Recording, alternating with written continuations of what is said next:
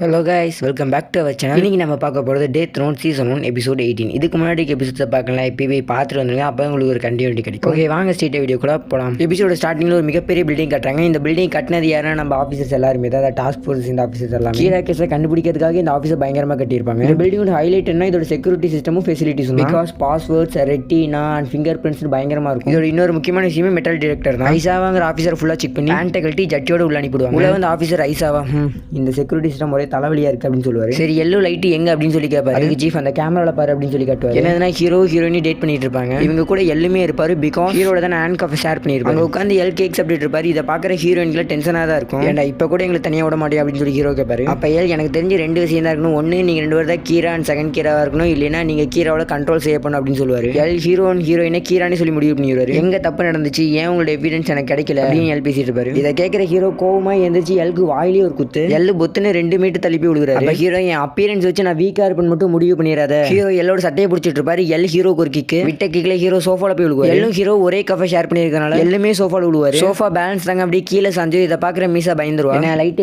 நிறுத்திட்டா, என்ன பயந்துட்டி அப்படின்னு சொல்லி எல் கேட்பாரு. நான் எங்கடா பயந்தேன் அப்படின்னு சொல்லி ஹீரோ மறுபடியும் எல்லுக்கு ஒரு பஞ்சு. அப்படியே 2 பேரும் மாத்தி மாத்தி அடிச்சுக்குவாங்க. டெலிவிஷன் மூலமா பாக்குற மார்ட்ஸோட எல்லுக்கு ஃபோன் பண்ணி சண்டை போடாதீங்க அப்படின்னு சொல்லுவார். பட் அது 2 பேருமே கேட்க மாட்டாங்க, மாத்தி மாத்தி அடிச்சுக்குவாங்க. அப்படியே கொஞ்சம் நேரம் கழிச்சு காட்டுறாங்க 2 பேரும் சண்டையை நிறுத்திட்டாங்க போல இருக்கு. இந்த பக்கம் யோட்ஸோட அப்படிங்கிற பில்டிங்ல 8 பேர் ஒரு மீட்டிங்ல இருப்பாங்க. அதுதான் தேர்ட் கீரா யாருன்னு அதை பத்தி தான் பேசிட்டு இருப்பாங்க. இவங்களோட ஆப்பனன்ஸ் நிறைய பேர் இறப்பாங்க. அதனால இவங்க காம்படிட்டர்ஸே இல்லாம முன்னாடி வந்துட்டு இருப்பாங்க. இதை பத்தி தான் அப்ளை எல்லாம் லைட் டிஸ்கஸ் பண்ணிட்டு இருப்பாங்க. டாஸ்க் ஃபோர்ஸ்ல ஹீரோட அப்பா வந்து ஒரு முக்கியமான விஷயத்தை சொல்லுவார். என்னதுன்னா கீரா கவர்மெண்டே காசு கொடுத்து வாங்கிட்டா போல இருக்கு. அதனால ஜப்பான் போலீஸால கீரோட கேஸ் எடுத்து நடத்த முடியாது. இதை கேட்கறவங்களுக்கு கொஞ்சம் ஆச்சரியமா தான் இருக்கும். அப்ப நான் உங்களுக்கு கம்பல்லாம் பண்ண மாட்டேன், உங்களுக்கு விருப்பம் இருந்தா இந்த கீரா கேஸ்ல வேலை செய்யுங்க அப்படின்னு சொல்லுவாரு. சீஃப் என்ன சொல்லுவாங்க, எனக்கு ஆல்மோஸ்ட் ரிட்டையர்ட் ஆகிற வயசு வந்துருச்சு, என் பையனும் பெரிய பையன் ஆயிட்டா, ஸோ நான் இந்த கேஸ்ல ஒர்க் பண்றேன், இப்போதைக்கு நான் போலீஸா இல்லை அப்படின்னு சொல்லுவாரு. மார்ச்ல என்ன சொல்லுவாருன்னா, எனக்கு உங்க கூட வேலை செய்யறது சந்தோஷம் தான், நானுமே உங்க கூட போலீஸா இல்லாம ஒர்க் பண்றேன் அப்படின்னு சொல்லுவாரு. பட் ஐசாவை என்ன திங்க் பண்ணுவாரு, நமக்கு பிள்ளை குட்டிங்களா இருக்கு, நம்ம போலீஸ் வேலையை விட்டுட்டு இங்க ஒர்க் பண்ணலாம் அப்படின்னு சொல்லி யோசிச்சுட்டு இருப்பாரு. அப்ப எல் என்ன சொல்லுவாங்க, ஆல்ரெடி ஒரு இன்சூரன்ஸ் ஸ்கீம் போட்டேன், அந்த ஸ்கீம் எதுக்குன்னா உங்களை இருக்க யாராவது ஏதாவது ஆயிடுச்சுன்னா உங்க ஃபேமிலியை பாத்துக்கிறதுக்கு அப்படின்னு சொல்லுவாரு. பைசாவை என்ன சொல்லுவாங்க, எதுக்கு நீ இந்த மாதிரி தேவையில்லாம பண்ணிட்டா, நாங்க கேட்டோமா, ஏன் எங்க மேல நம்பிக்கை இல்லையா அப்படின்னு திட்டிட்டு கிளம்பிடுவாரு. அவர் போனோன்னு எல்லாரும் கொஞ்ச நேரம் அமைதியா அவங்க வேலையை பார்த்துட்டு இருப்பாங்க. அப்ப ஹீரோ இங்க பாரு அப்படின்னு காட்டுவார். என்னதுன்னா கீராவால சமீபத்தில் சேர்த்த 13 பேருமே யோட்சுடா கம்பெனியோட தொடர்புல இருக்கவங்க தான். அப்போ ஒரு ஆஃபீஸர் ஒரு 300 பேர்த்தோட ரெசியூம் இருக்கு, ஒரு 300 பேப்பர்ஸ் கொண்டுட்டு வருவார். அந்த பேப்பர்ஸ் என்னதுன்னா அந்த பேப்பர்ஸ்ல இருக்கவங்க தான் கீராவா இருக்கலாம் அப்படின்னு சொல்லி ஒரு வாய்ப்பு. அப்ப எல் ஒரு 2 பேர்த்த வர சொல்லுவார். அந்த 2 பேர் யாருன்னா ஒரு மென் உமன். அந்த மேன் ஒரு தீவ் தான், பட் ஒரு டிஃபரெண்டான எப்படின்னா மந்திரங்களை பயன்படுத்தி திருடுறவர். இந்த பொண்ணு யாருன்னா எவ்வளவு பெரிய பூட்டா இருந்தாலும் ஓப்பன் பண்ணிடுவா, எதையா இருந்தாலும் திருடிடுவா. அப்படியே ஃபேமிலியோட டைம் ஸ்பெண்ட் பண்ணிட்டு இருக்க ஐசாவை காட்டுறாங்க. ஐசாவுக்கு ஒரு யோசனை, போலீஸோட ஒர்க் பண்ணலாமா இல்ல கீரா கேஸை கண்டுபிடிக்கிறதுக்காக அவங்களுக்காக ஒர்க் பண்ணலாமா அப்படின்னு தன்னோட ஃபேமிலி பத்தி அடுத்து என்ன பண்ணலாம் அப்படின்னு ஐசாவை யோசிச்சுட்டு இருப்பாரு. இதோட இந்த எபிசோட் முடிச்சிட்டாங்க. ஓகே,